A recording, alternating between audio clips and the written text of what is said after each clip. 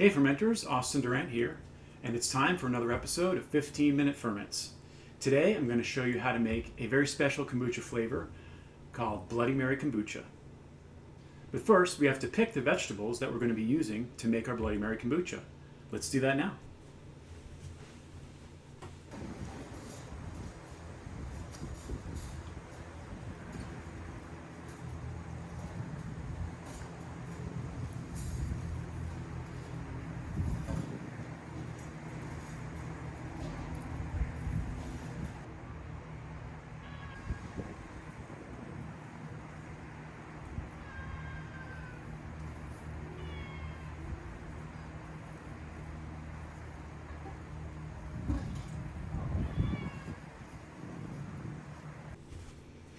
Alright, so we got some fresh picked tomatoes, fresh cut celery from the garden.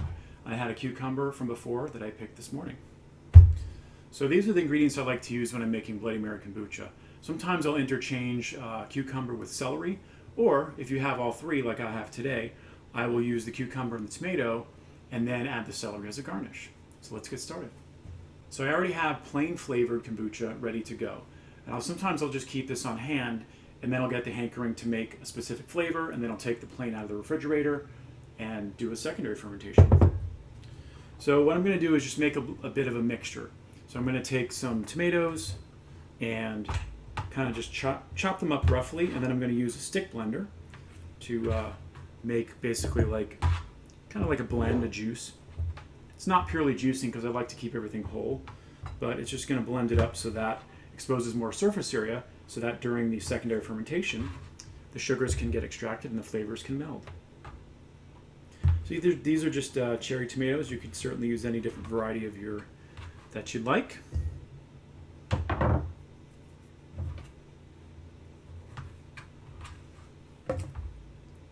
Now you can certainly do other savory applications with your kombucha. This is a nice one that's got sort of the vegetal flavor, but also has some spice to it. All right, so usually my rule of thumb for making, when I'm making juice or using juice to flavor my kombucha for secondary, is about 16 to 1. So if I'm making a 16-ounce bottle of kombucha, I'll use about 1 ounce or so, 2 tablespoons of puree. Now these are vegetables. They have a little bit less sugar than your typical adjuncts that you put into kombucha, like fruits. So you can maybe get away with a little more. So I'm going to take my cucumber and I'm actually going to peel it.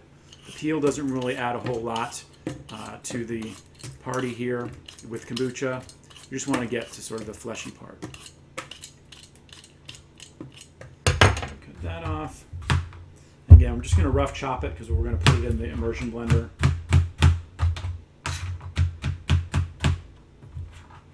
This is a pickling cucumber that got a little out of hand. It got rather large, so rather than use it for pickling, I try to find other uses like I would use a slicing cucumber. All right, so basically I've just put both these things into a pint-sized jar, and I'm going to take my immersion blender and just give it a spin. All right, let's take it for a spin.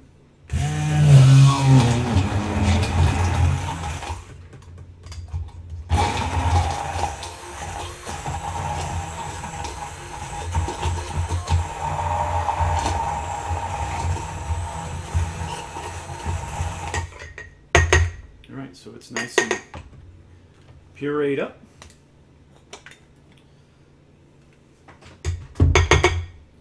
As you can see, it's got a nice, basically just a pink, kind of a pale color to it right now. But we will fix that and make it more Bloody Mary-like by the addition of spices. So what I'm going to do is I'm going to take this bottle, which is just a recycled bottle that's got the swing top. I love using these as kombucha bottles because they hold in pressure really well. And this is about 750 ml, little under a quart. And to that, I'm going to add a couple of spices. Put my funnel in my bottle. And I like to use 2 different types of powders, chili powders. So I like to use cayenne, which is very hot. So we need a very small amount, probably use something like a 1/4 teaspoon. Of course, you can adjust this if you have more of a heat tolerance, but this is a beverage, so you want to keep that in mind. And then I also use Anaheim chili, or sometimes called California chili. And this is a lot more mild. This is almost 500 or so on the Scoville scale.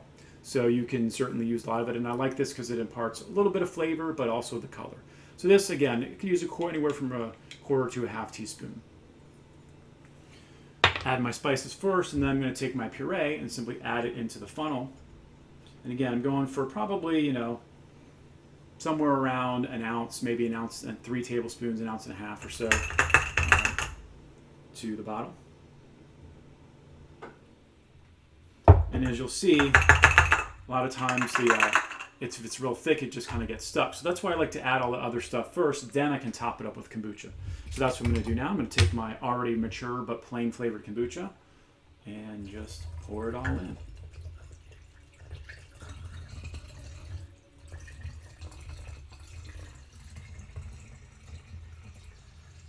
And as with any secondary fermentation of kombucha, it's important to leave as little headspace, which is the air that's at the top of the bottle, as possible.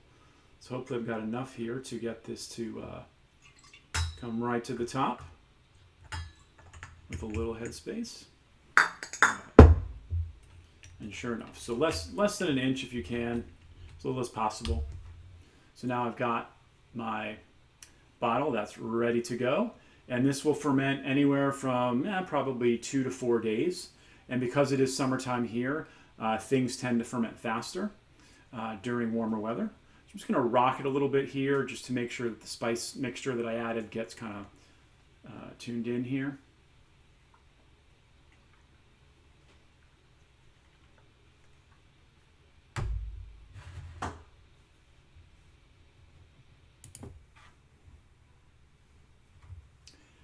Now, depending on which variety of tomatoes you use, the color may not be as bloody as you might want it to be. So you can see this is kind of more kombucha color. There's a little bit of redness to it. If you want a little more visual appeal, you can certainly add a little bit more of the pepper. I would recommend using the milder pepper to give it more color than heat.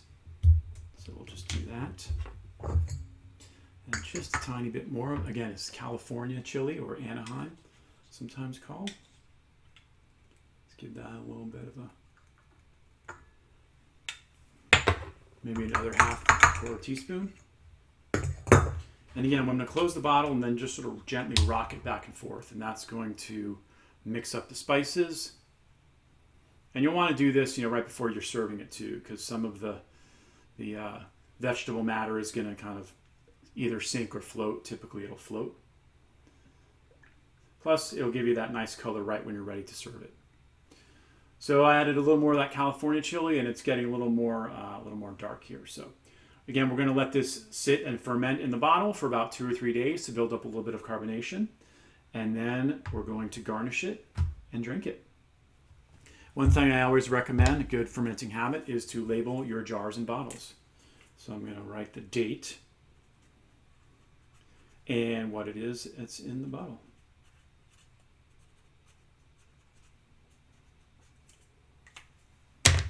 And I always like to leave it somewhere conspicuous so that I don't forget about it, especially when we're dealing with summer heat and potentially explosive bottles, because this is a living system that we're creating here, and it needs to breathe. And so if we don't release the pressure, it can potentially explode. So always make sure your bottles are in a conspicuous place. I recommend burping them about once every day, especially if you're not sure, if you're trying out a new flavor, you're not sure how sugary and volatile it is. And by burping, I simply mean going over like a sink and releasing the pressure a little bit. And you might see a little rush of carbonation, or maybe a large rush.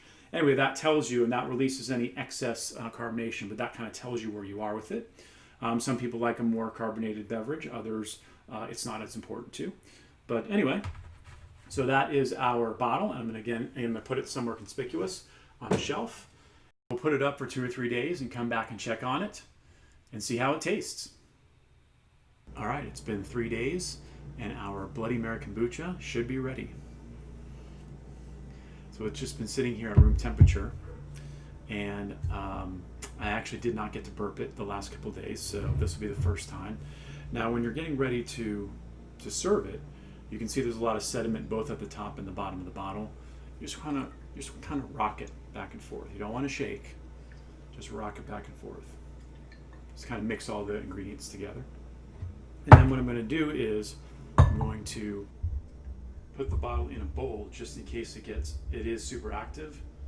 let's give it a try here. Now you can see it's got some feistiness to it. So what I want to do is just keep my finger down on the bottle here, and then just you can see it's got a little feist, got a little kick. So I can just sit here and very patiently, very slowly let the stuff just kind of, let's see, it's pretty darn feisty. So I'm very carefully, like I said, just gently lifting up off the gas, and as you can see, squirting into a lot of places, but also I'm capturing the stuff in a bowl here. So, and a lot of this stuff is just the bits of tomato and cucumber that we started with. So I'm gonna kind of let it do its thing for a second here while I go get a paper towel, and but it's smelling like a nice Bloody Mary right now.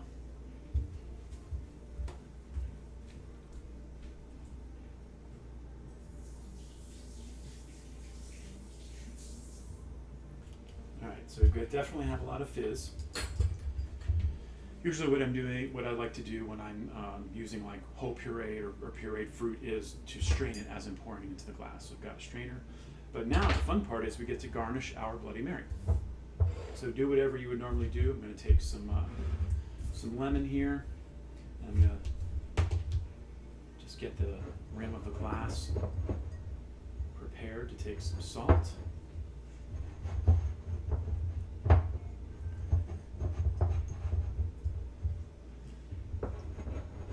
And aside, I'm also going to take some of this California powder and mix it in with some salt, just to give it a nice little color on the rim. And this is it's kind of a thicker, kind of kosher-ish salt, I guess. All right, so we'll get that going. All right, I've juiced the rim of my glasses here, and now I just have to salt them.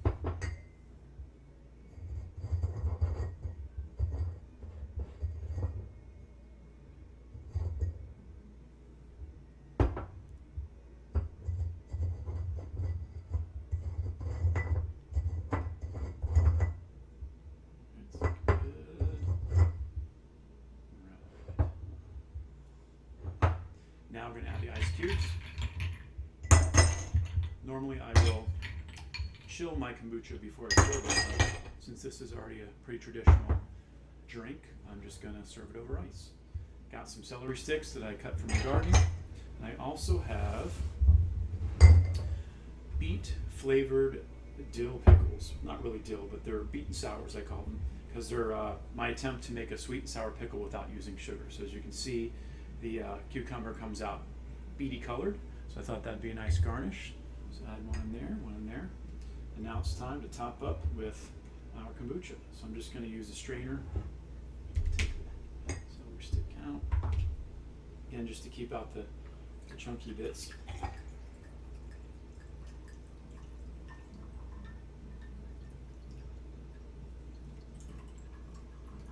If you wanted to keep the chunky bits in, you could, but you know, it's really up to you.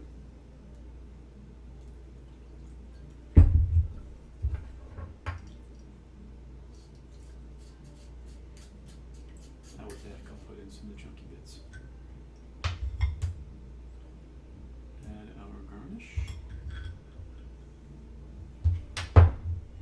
Second glass here.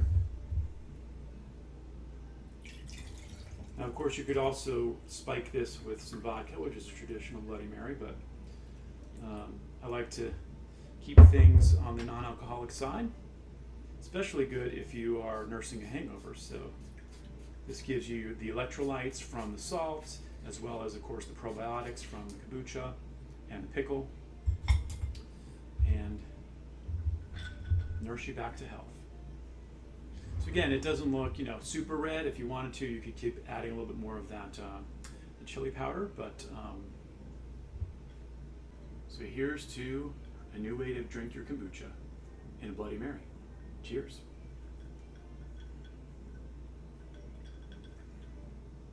That's really good. You can find the recipe on our website, fermenters.club.com. You can just search for Bloody Mary kombucha and browse over 100 other recipes. Thanks for tuning in to 15-Minute Ferments. See you next time. Cheers.